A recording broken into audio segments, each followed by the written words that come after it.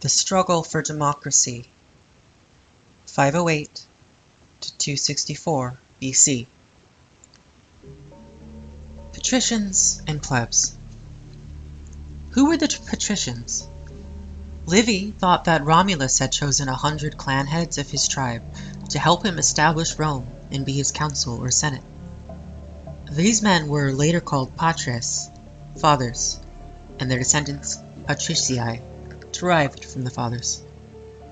Modern theory, which lives by nibbling at tradition, likes to explain the patricians as alien conquerors, perhaps Sabines, who invaded Latium and thereafter ruled the Latin plebs, or populace, as a lower caste. We may believe that they were composed of clans that, through economic or military superiority, had acquired the best lands and had transformed their agricultural leadership into political mastery. These victorious clans, the Manlii, Valerii, Aemilii, Cornelii, Fabii, Horatii, Claudii, Julii, etc., continued for 5 centuries to give Rome generals, consuls, and laws. When the 3 original tribes united, their clan heads made a senate of some 300 members. They were not such lords of comfort and luxury as their descendants. Often they put their own hands to the axe or the plow, lived vigorously on simple fare, and wore clothing spun in their own homes.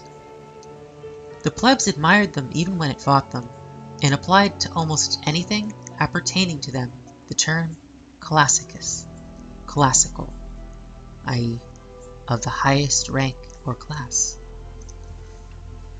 Close to them in wealth, but far below in political power, were the equites, or businessmen.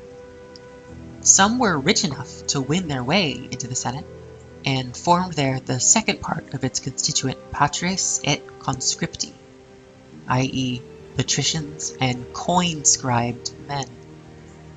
These 2 classes were called the orders, and were termed boni, the good.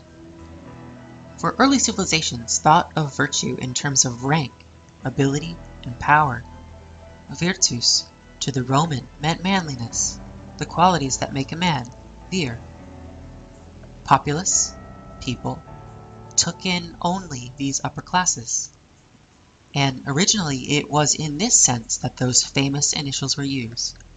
SPQR, Senatus Populusque Romanus, which were to mark so proudly 100,000 monuments. Gradually, as democracy fought its way, the word populus came to include the plebs.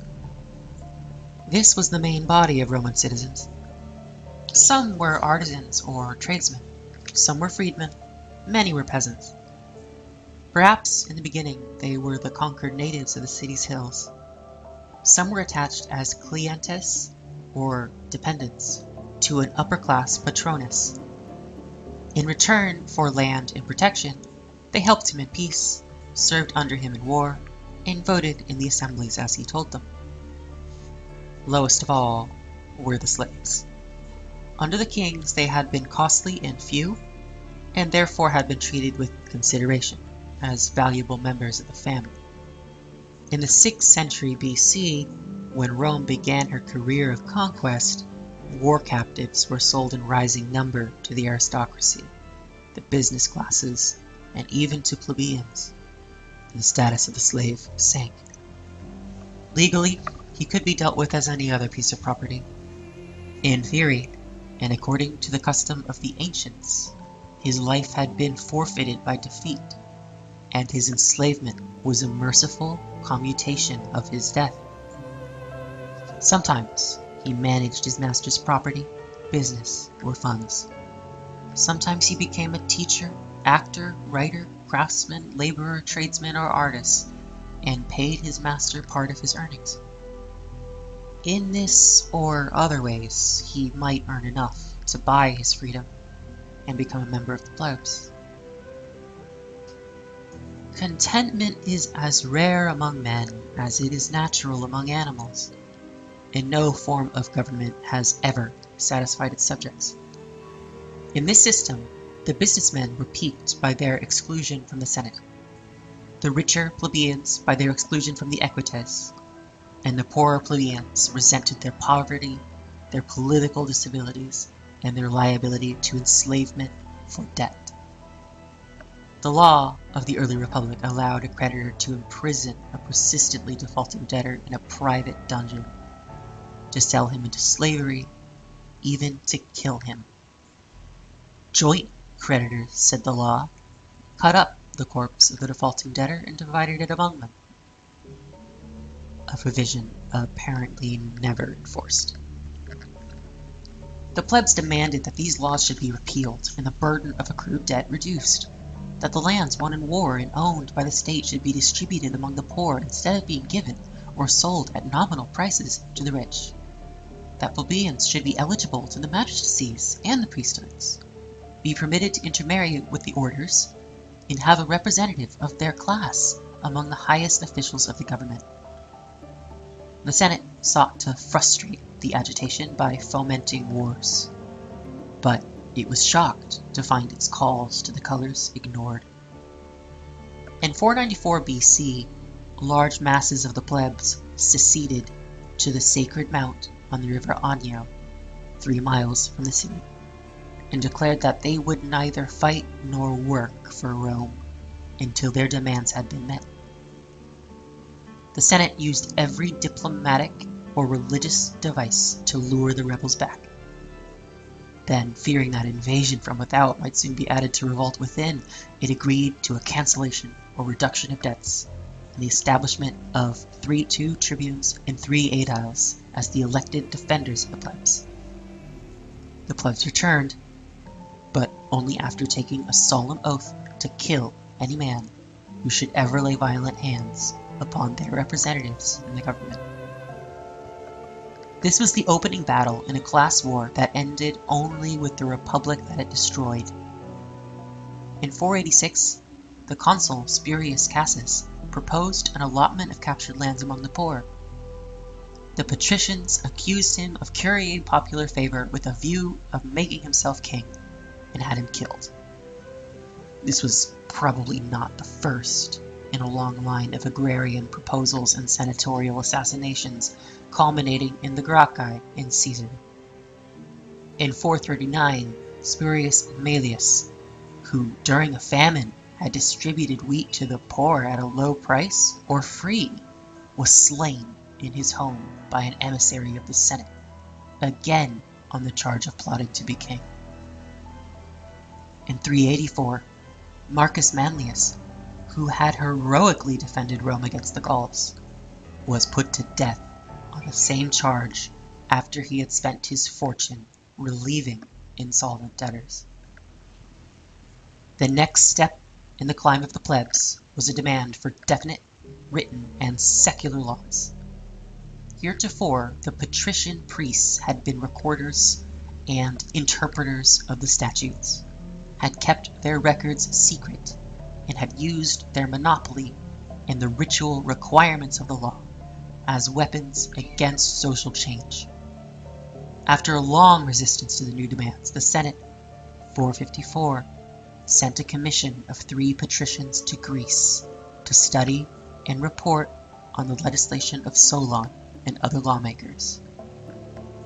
When they returned, the assembly, 451, chose 10 men, decemviri, to formulate a new code, and gave them supreme governmental power in Rome for 2 years. This commission, under the presidency of a resolute reactionary, Appius Claudius, transformed the old customary law of Rome into the famous 12 tables, submitted them to the assembly, which passed them with some changes, and displayed them in the forum for all who would and could to read.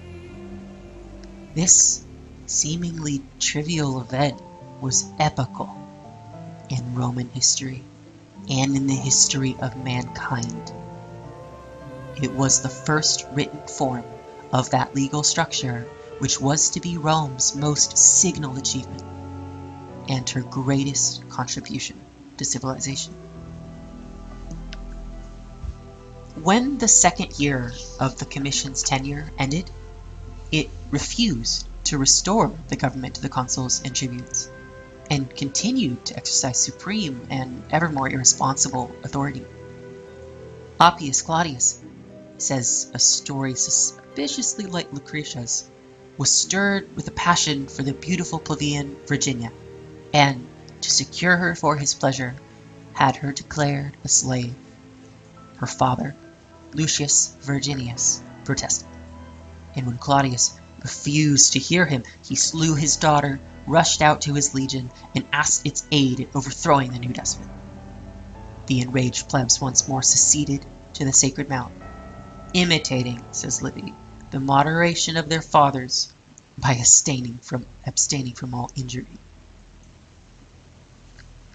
Learning that the army was supporting the plebs, the patricians gathered in the Senate House, deposed the decemvirs, banished Claudius, restored the consulate, enlarged the tribunate, recognized the inviolability of the people's tribunes, and confirmed to the plebs the right of appealing to the assembly of the centuries for the decision of any magistrate. 4 years later, 445, the tribune Caius Canuleius moved that the plebs should have the right of intermarriage with patricians, and that plebeians should be eligible to the consulate. The Senate, again faced by threats of war from vengeful neighbors, yielded the first point and averted the second by agreeing that thereafter 6 of the tribunes chosen by the centurial assembly should have the authority of consuls. The plebs responded handsomely by choosing all of these tribuni militum consulare potestaste from the patrician class. The long war with Veii, 405 to 396, and the assault of the Gauls upon Rome unified the nation for a time and stilled internal strife. But victory and disaster alike left the plebeians destitute. While they fought for their country, their lands were neglected or ravaged, and the interest on their debts mounted beyond possible repayment. The lenders took no excuse, but demanded principal and interest, or the imprisonment and enslavement of the borrowers.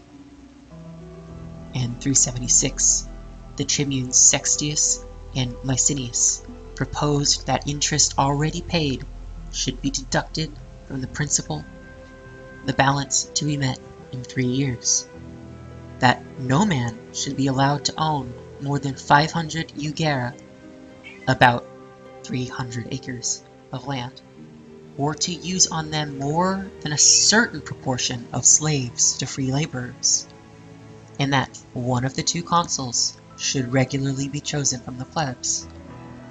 For a decade, the patricians resisted these proposals. Meanwhile, says Dio Cassius, they stirred up war after war that the people might be too occupied to agitate about the land. At last, threatened with a third secession, the Senate accepted the Licinian laws, and Camillus, leader of the conservatives, celebrated the reconciliation of the classes by building a stately Temple of Concord in the Forum. It was a major step in the growth of Rome's limited democracy. From that moment, the plebs progressed rapidly towards a formal equality with the orders in politics and law. In 356, a plebeian was made dictator for a year. In 351, the censorship. In 337, the praetorship. And in 300, the priesthoods were opened to the plebs. Finally, 287, the Senate agreed that the decisions of the tribal assembly should also have the force of law, even when contrary to the resolutions of the Senate. Since in this assembly the patricians could easily be outvoted by the plebs, this Lex Hortensia was the capstone and triumph of Roman democracy. Nevertheless, the power of the Senate soon recovered after these defeats. The demand for land was quieted by sending Romans as colonists to conquered soil. The cost of winning and holding office, which wasn't paid, automatically disqualified the poor. The richer plebeians, having secured political equality and opportunity, now cooperated with the patricians in checking radical legislation. The poorer plebeians, shorn of financial means, ceased for 2 centuries to play a significant role in the affairs of Rome. Businessmen fell in with patrician policy because it gave them contracts for public works, openings for colonial and provincial exploitation, and commissions to collect taxes for the state. The Assembly of the Centuries, whose method of voting gave the aristocracy full control, continued to choose the magistrates and therefore the Senate. The tribunes, dependent upon the support of rich plebeians, used their office as a conservative force. Every consul, even if chosen by the plebs, became by contagion a zealous conservative when, at the close of his year of office, he was received into the Senate for life. The Senate took the initiative in legislation, and custom sanctioned its authority far beyond the letter of the law. As foreign affairs became more important, the Senate's firm administration of them raised its prestige and power. When, in 264, Rome entered upon a century of war with Carthage for the mastery of the Mediterranean, it was the Senate that led the nation through every trial to victory, and an imperiled and desperate people yielded without protest to its leadership and domination.